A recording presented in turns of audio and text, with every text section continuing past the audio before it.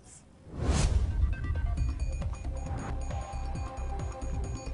રાજ્યના હવામાનને લઈ ફરી એકવાર આગાહી સામે આવી છે। આગાહી મુજબ ગુજરાતીઓને હવે ઠંડીના ચમકારાથી રાહત મળશે તેમજ સામાન્ય ગરમીનો પણ અનુભવ થશે। હવે રાજ્યમાં ધીરે ધીરે તાપમાનનો પારો ઉંચકાવાનો છે। રાજ્યમાં આગામી 5 દિવસ ઠંડીનું જોર ઘટવાની હવામાન વિભાગે આગાહી કરી। આગામી 3 દિવસ ગરમીની અસર વધુ રહેવાની શક્યતા છે। અમદાવાદમાં મહત્તમ 17 અને ગાંધીનગરમાં મહત્તમ 15 ડિગ્રી તાપમાન નોંધાયું છે।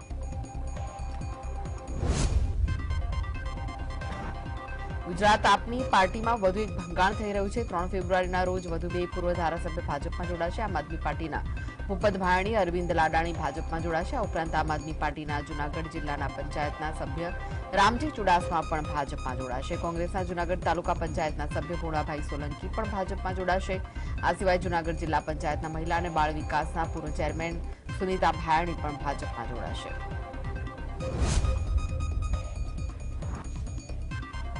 તો અમદાવાદ શહેરમાં લોકસભા 2024ની ચૂંટણીને લઈને અમદાવાદ પોલીસ સજ્જ થઈ ગઈ છે। એસીપી જીએસ મલિક તેમજ જેસીપી સેક્ટર 1 સંવેદનશીલ બૂથોની મુલાકાત લીધી। શાહપુર ખાડિયા ગાયકવાડ હવેલી પોલીસ સ્ટેશન વિસ્તારના સંવેદનશીલ બૂથોની મુલાકાત લીધી। આ વખતે તેમની સાથે જોન ડીસીપી સહિતનો સ્ટાફ હાજર રહ્યો હતો।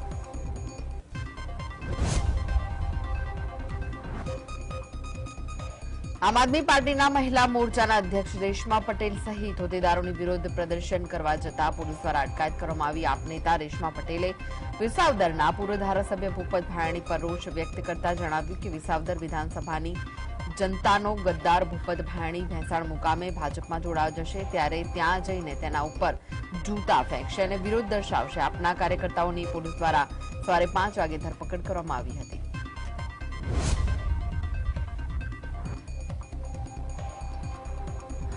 પાટણના રાધનપુરના અરજણસર ગામની સીમમાં નર્મદા કેનાલ ઓવરફ્લો થતા ખેડૂતોના ખેતરોમાં પાણી ફરી વળ્યા, જેના કારણે ખેડૂતોના ઉભા પાકને મોટું નુકસાન વેઠવાનો વારો આવ્યો। ખેતરમાં વાવેલા જીરા અને સુવાના પાકમાં પાણી ભરાતા ખેડૂતને મોટું નુકસાન થયું છે। નર્મદા વિભાગના કોન્ટ્રાક્ટરોની બેદરકારીના કારણે ખેડૂતોને પડતા ઉપર પાટું પડ્યું છે। નર્મદા કેનાલોની સફાઈ માટે લાખો રૂપિયા કોન્ટ્રાક્ટ આપ્યા હોવા છતાં કામગીરી માત્ર કાગળ પર દેખાય છે।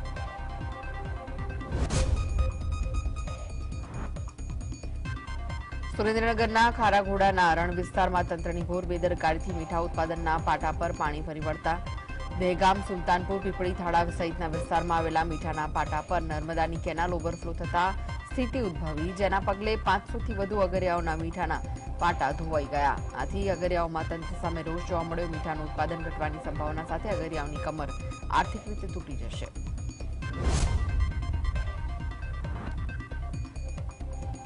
જૂનાગઢના તોડકાંડ મામલે માસ્ટર માઇન્ડ તરલ ભટ્ટને જૂનાગઢ કોર્ટમાં રજૂ કરાશે। અમદાવાદ રિંગ રોડ વિસ્તારમાંથી તોડકાંડ મામલે મુખ્ય આરોપી તરલ ભટ્ટની ધરપકડ બાદ ડીજીપી વિકાસ સહાયે તેની આકરી પૂછપરછ કરી। રાજ્યના સૌથી મોટા પોલીસના આ તોડકાંડમાં ફરિયાદ બાદ તરલ ભટ્ટ ભાગતા ફરતો હતો। તરલ ભટ્ટ ધરપકડથી બચવાના હવત્યા મારતા આગોતરા જામીન અરજી કરી હતી। જોકે તરલના આગોતરા પર 6 ફેબ્રુઆરી વધુ સુનાવણી થાય તે પહેલા એટીએસે દબોચી લીધો।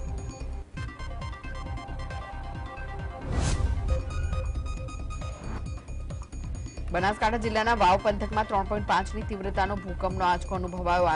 અચાનક ધરાધણ ધણતા જનજીવન પ્રભાવિત થયું। ભૂકંપનું કેન્દ્રબિંદુ વાવથી 21 કિલોમીટર ઉત્તરમાં નોંધાયું। વાવના લોંદરાણી ગામ નજીક કેન્દ્રબિંદુ નોંધાયું।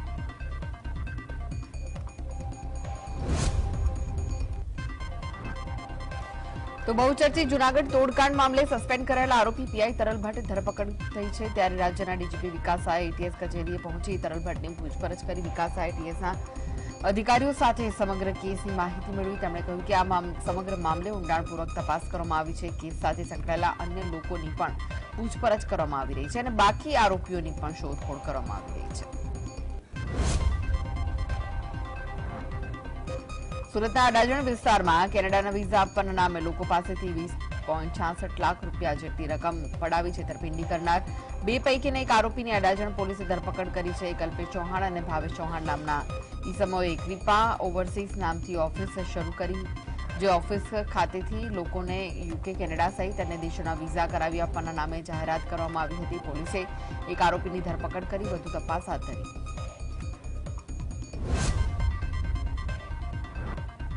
વડોદરામાં હરણી બોટ દુર્ઘટના કેસમાં આખરે ન્યૂ સનરાઇઝ સ્કૂલ સામે ડિસ્ટ્રિક્ટ સ્કૂલ ઓફિસર એક્શનમાં આવ્યા. સનરાઈઝ સ્કૂલની માન્યતા રદ કરવા અને 10,000 રૂપિયાનો દંડ કરવા માટે ડીઓએ રાજ્ય શિક્ષણ અધિકારીને ભલામણ કરી.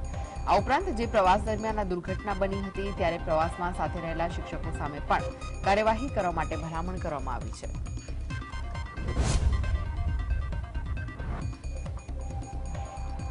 સુરેન્દ્રનગરના શહેરીજનોની આતુરતાનો અંત આવ્યો. બજેટ અંતર્ગત રાજ્યના નાણામંત્રી કનુ દેસાઈએ સુરેન્દ્રનગર પાલિકા માટે મહત્વની જાહેરાત કરી. સુરેન્દ્રનગર નગરપાલિકાને મહાનગરપાલિકા જાહેર કરવામાં આવી છે.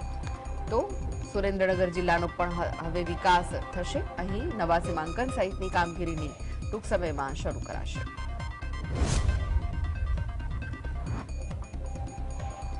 સુરેન્દ્રનગરને સંયુક્ત મહાનગરપાલિકા જાહેર થતા શહેરીજનોમાં કहीं ખુશી કहीं ગમ જેવી પરિસ્થિતિ જોવા મળી. આ જાહેરાતથી સુરેન્દ્રનગરને મળનારી ગ્રાન્ટ તો બચશે, પરંતુ નાગરિકોને ટેક્સ વધુ ચૂકવવો પડશે. સાથે સુવિધામાં ફેરફાર થવાની આશા તો નહિવત હોવાનું કહીને આ જાહેરાતને ચૂંટણીલક્ષી જાહેરાત ગણાવી હતી.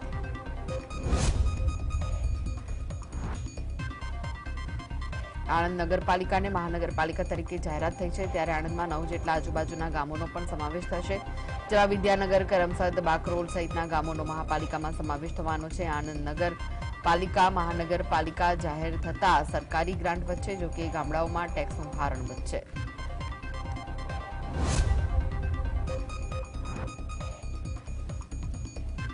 તો નવસારી શહેરની વર્ષો જૂની માંગને નાણાપ્રધાને પોતાના બજેટમાં સમાવી છે અને મહાનગરપાલિકા બનાવવાની જાહેરાત કરી, જેને નાગરિકોએ પ્રતિક્રિયા આપી. આગામી લોકસભામાં ભાજપ આ જાહેરાતનો લાભ લેશે તેવી ચર્ચાએ જોર પકડ્યું. તો સાથે જ મહાનગરપાલિકાને શોભે તેવું આયોજન થશે તેવી પણ શહેરીજનોમાં આશાઓ જાગી છે.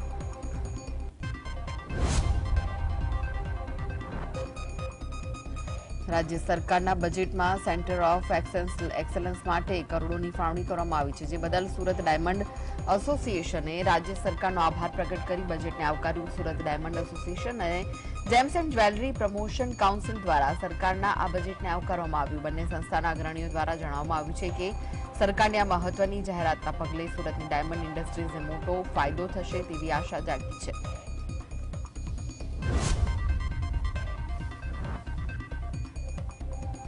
ગાંધીનગર ગિફ્ટ સિટીના વિકાસ માટે ગુજરાતના બજેટમાં જોગવાઈ કરવામાં આવી છે. 900 થી 3300 એકર વિસ્તારમાં વિસ્તરણની જોગવાઈ કરવામાં આવી છે. ગિફ્ટ સિટીનો ગ્રીન સિટી તરીકે વિકાસ કરવામાં આવશે. Walk to work, live work, play કોમ્યુનિટીનું આયોજન કરાયું છે. 4.5 કિલોમીટર લાંબો રિવરફ્રન્ટ રિક્રિએશન ઝોનનો વિકાસ કરાશે. ગિફ્ટ સિટીને મેટ્રો કનેક્ટિવિટી અને સેન્ટ્રલ પાર્કની સુવિધાથી સજ્જ કરાશે.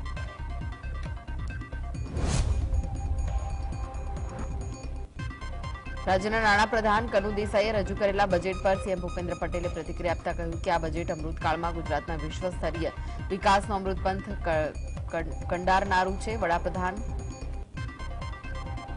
વિકસિત ભારતના વિઝનને સાકાર કરવામાં ગુજરાત શ્રેષ્ઠ યોગદાન આપશે તેવી આશા વ્યક્ત કરાઈ છે.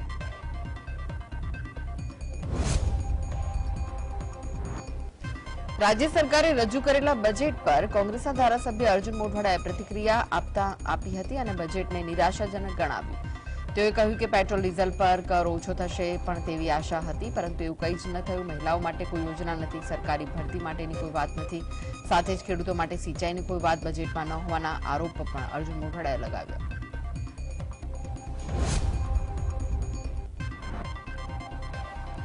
ગુજરાત સરકારના બજેટની જાહેરાત બાદ કોંગ્રેસના ધારાસભ્ય જ્ઞાનીબેન ઠાકોરે કેટલાક સવાલ ઉઠાવ્યા. તેમણે જણાવ્યું કે અમદાવાદ રાજકોટ 6 લાઇન રોડ મુદ્દે મારો સવાલ ગૃહમાં હતો, ત્યારે 2200 કરોડનું કામ વર્ષ 2020માં પૂર્ણ કરવાનું હતું, તે હજુ પૂર્ણ નથી થયું. કોરોના કાળમાં કામ ન થયાનું બહાનું મંત્રીએ જવાબ આપ્યો છે, પરંતુ સત્ય એ છે કે માર્ગ અને મકાન વિભાગે વાલી કંપનીઓને કામ આપેલું છે. અમારી માંગ છે કે આવી કંપનીઓને બ્લેકલિસ્ટ કરવામાં આવે.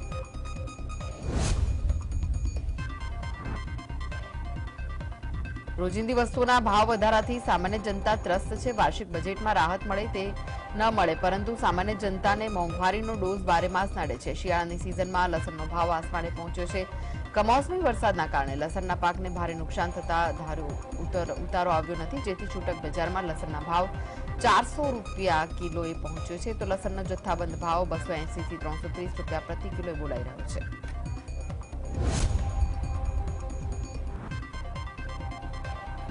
જામનગરમાં રખડતા શ્વાનને લઈને વિપક્ષે અનોખી રીતે વિરોધ પ્રદર્શન કર્યું. વિપક્ષના નગર સેવિકા રચના નંદાણીયા 2 શ્વાન સાથે મહાનગરપાલિકા કચેરી પહોંચ્યા હતા અને શ્વાનના ખસીકરણ બદલે શ્વાનના કાયમી નિરાકરણ માટે માંગ કરી છે. લોકો અને શ્વાન બંનેના જીવનને નુકસાન ન પહોંચે તે પ્રકારની વ્યવસ્થા કરવા માંગ કરવામાં આવી છે.